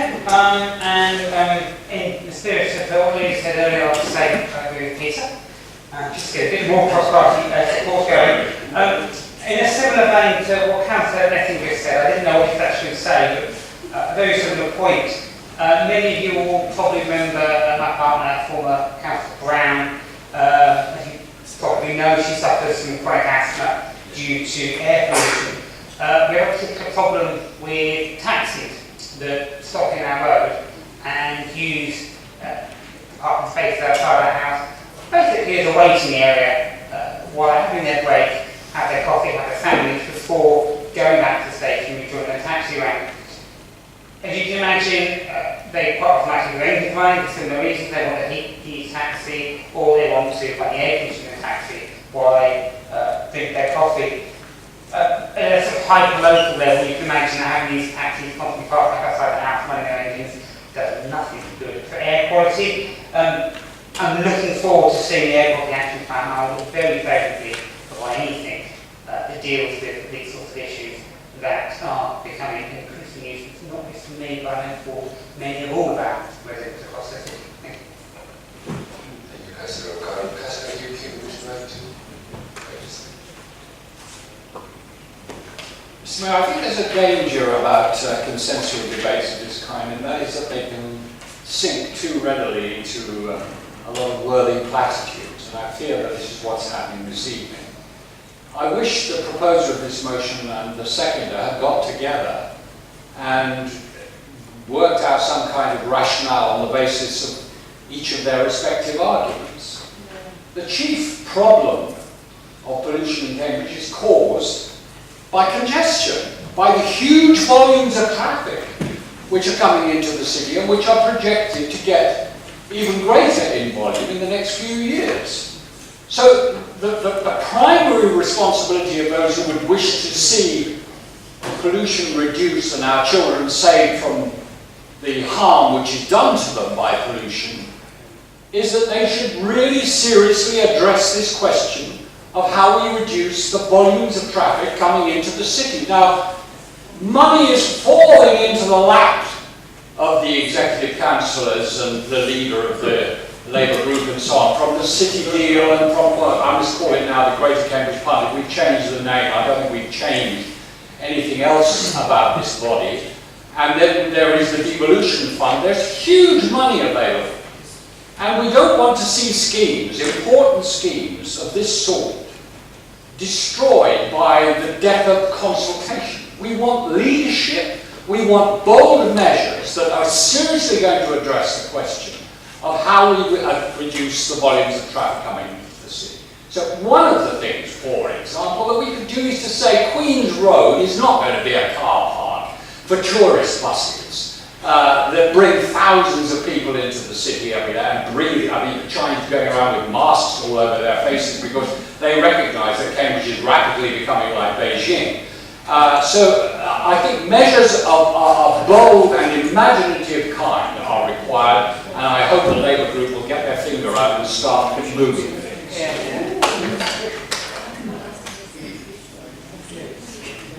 Thank you so much, Councillor Bing.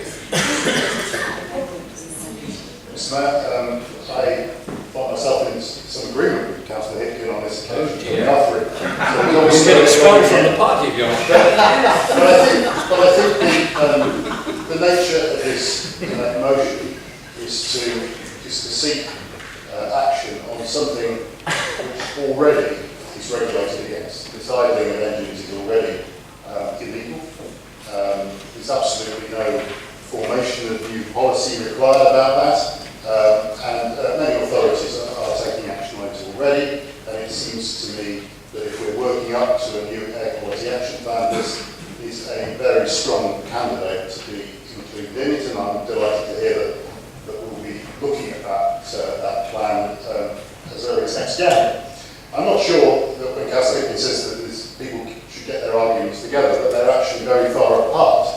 Of course, congestion is a major contributor to the problem in Cambridge, and of course that needs resolution. And I too am dismayed by the length of time it's taken to get around to formulate an effective long-term plan for that. But even then, this question of idling seems to suggest itself as one for immediate action, because a lot of the culprits, as people have said, are elements of public transport in terms of taxis and buses. And I think whatever way we have of combating congestion, we're still going to be seeing public transport in some volume in the centre of the city. Going down Drummer Street, cycling down Drummer Street and Emmanuel Street, it's very difficult to find the bus that isn't idling its engine whilst stationary. And every other taxi seems to be doing the same as well. And I would just like to ask a practical question, perhaps, to the Chair of Licensing, if he's willing to participate in this debate. We have a role with taxis and licensing there, and we have a disciplinary procedure with that. Is the Chair of Licensing willing to consider inviting the public to make direct reports to the council? I'm sorry? Chair of Licensing. I'm sorry. Last year. I'm sorry. My apologies. I'm I'm just not with who's doing what. But is the chair of licensing willing to consider a system for the public or members of the council to make direct reports to the council about taxis that they find with idling engines that aren't in traffic? Because it is something that doesn't really need much system. It's something they commit not to do when they get licenses as taxis, and it's illegal. Surely it's something that we could actually invite the public to help with right now.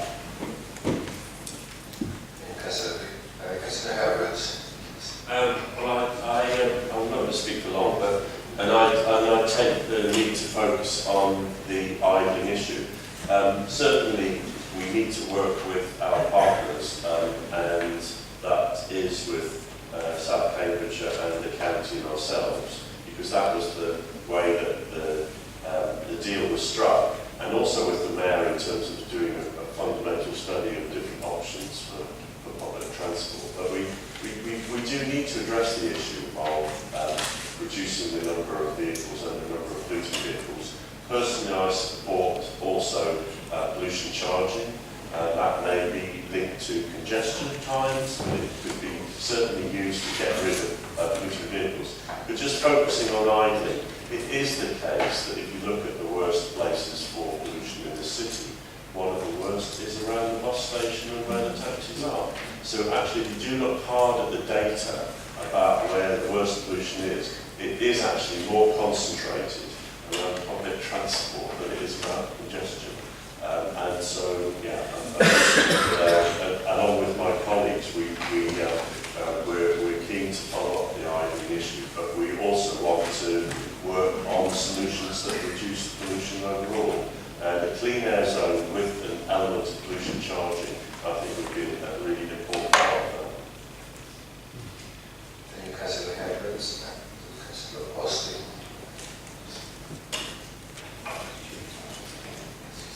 Thank you. I was encouraged to hear that you were going to be writing to schools, getting schools to talk to parents about this issue. It's clearly an area that's of great importance to those people. But can I just remind you of the importance that schools need to take on board as well? One of the great threats to schools is the number of parents who actually arrive at schools and idle their engines to drop children off. The county does have a travel plan that schools are meant to take on board. They might be reminding of that, because I don't think it's always the top of their agenda. What I've also noticed this time of year is many schools are going on school trips. It's the same problem with coaches. Coaches leave their engines idling while they wait for children to board their coach. I can't see any sense whatsoever in that, but I've seen that happening at a number of schools where I've been working. And there are, particularly in my ward where we've got a special school, a number of children arrive by taxi, and very regularly those taxis actually arrive, hover outside the school, and the drivers get out and talk to each other with the engines running. So please, if you're writing to schools, remind the schools of their responsibility as well.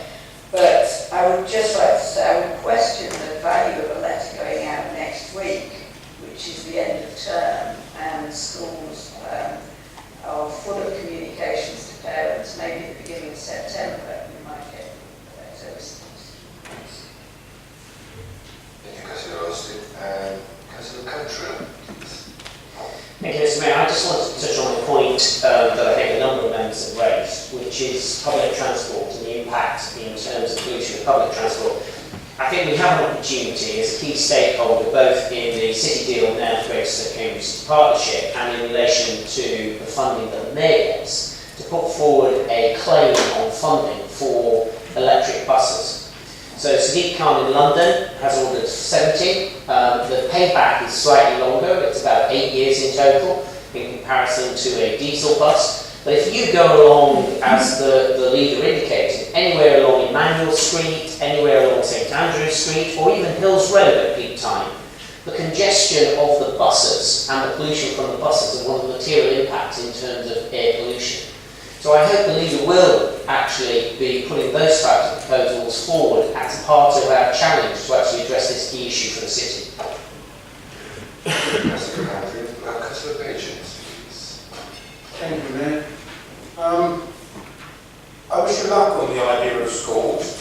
We made an attempt in Romsey to stop cars parking on double yellow lines outside schools, and the parents still continue to do it. It made no difference. We didn't have the support of a combined propaganda programme, and I'm suggesting that we should really be thinking about that. The city should be talking pollution. A personal note, 3 years I've been cycling into the city, since I've been a member of the council. 3 years I go up Mill Road and round across Parker Street. I suffer from asthma, late onset asthma. My asthma has increased, so I have to take a quadruple dose now that I was to what I was taking 3 years ago. My journey, I think, I use a bike because it's my contract with the city. I'm part of the Great Cambridge thing, and I've been convinced completely that congestion is bad. I know personally how bad congestion is. And it's no good having all this hot air in the room and everybody nodding and agreeing and saying, what we need to do is individually work toward producing a plan that this city council, united, can sell to its community. It's not only about buses idling or taxis idling, it's about when I cycle up Mill Road to come here, I pass or sit in, stand in traffic, completely exposed to the fumes that those cars and buses and lorries and vans are giving off. And I think we need I agree with all the sentiments, but we need to do something. It needs to be publicity and we need to get behind that. Thank you, Mayor. Thank you so much. Councillor Suave, please. Mr. Mayor, so I support the amended motion, but through you, Mr. Mayor, I must say I think the original motion is put by a non-expert. I'm sure you'd agree. I think the thing with cherry-picking problems is that often other things get left, and we've already looked at diesel vehicles and decided in fact they're not the thing to do, although having been taught for years they were. Now, the thing is, I'm not an expert either, but I know the area is very complicated in terms of reducing pollution. And I know also that pollution from diesel vehicles is a very serious factor in Cambridge, especially in the centre, and especially in areas around bus station. But there are other factors that contribute towards pollution. For example, gas, central heating boilers. Now, I'm sure you're not suggesting that the residents of this city should remove their gas central heating boilers. However, that would go a long way to reducing pollution in the city. I think the average contributing factor of gas boilers is about 14% normally. Although I was reading that Roger Harrowby, BBC Environment Analyst, reported on 6th of March 2017 in central London, just 5% of NOx comes from private diesel cars, and that's dwarfed by 38% from gas heating boilers. So, and I've read about it and I'm confused.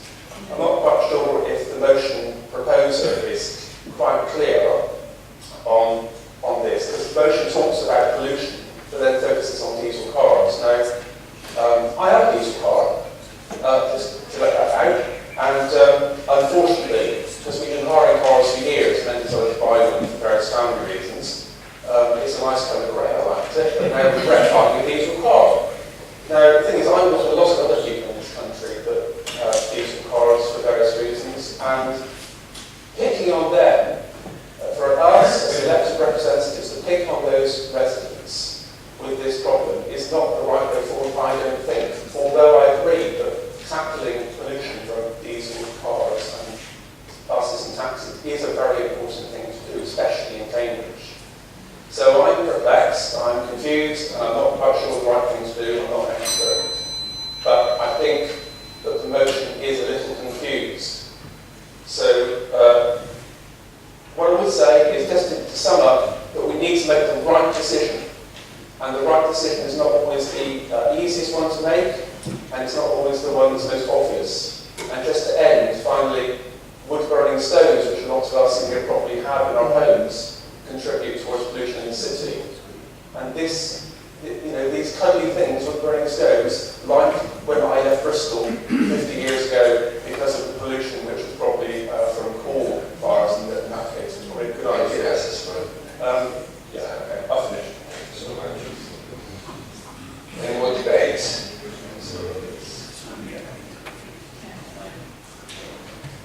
Thank you, Mr. Mayor. Just in reply to Councillor Smart, if you think you've got problems, I've got a Volkswagen.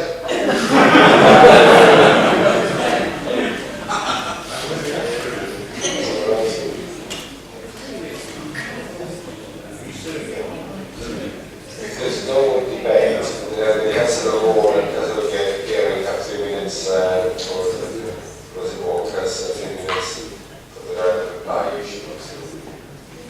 Yeah. Thank you. So firstly, coaches, I will certainly request that officers look into idling specifically by coaches around the city, both for tourists and for schools.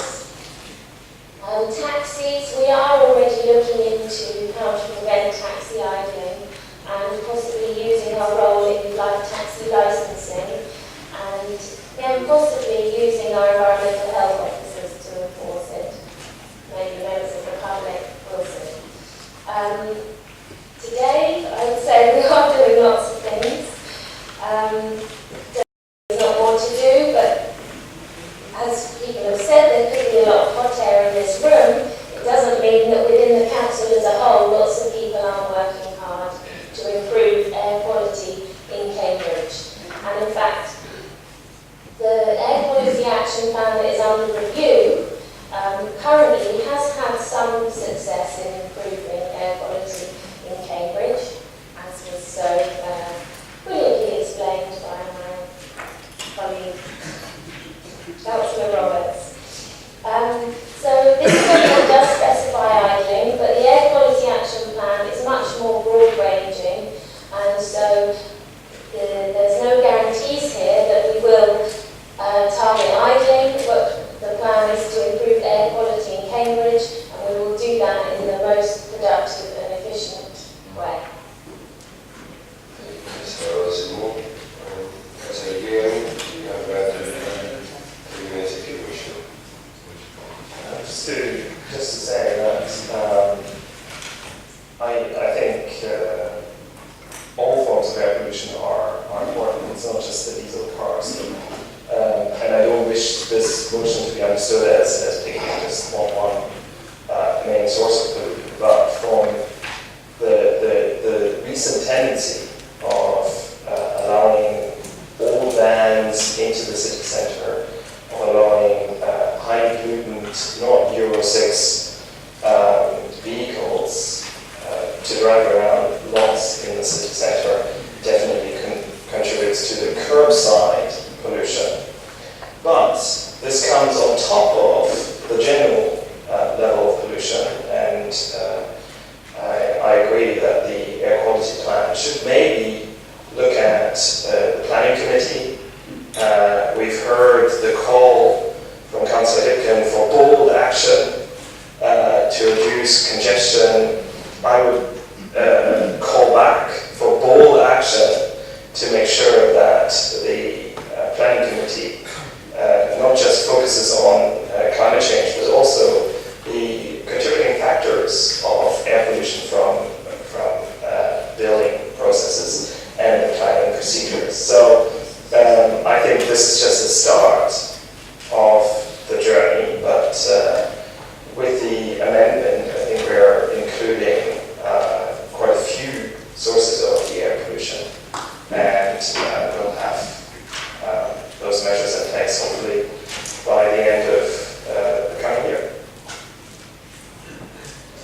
Thank you so much. I will now go to the votes. Please can I see those in favour of the amendments? That's 38. And those against? No. I will now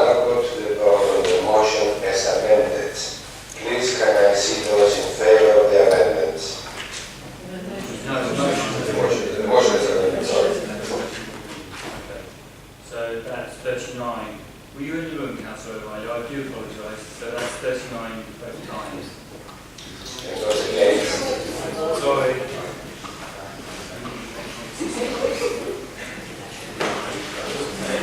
Members are asked to note the written questions that have been received for this meeting on page 35 of the information pack. The responses can be found on pages 35 to 27 of the pack. The next meeting of the Council is on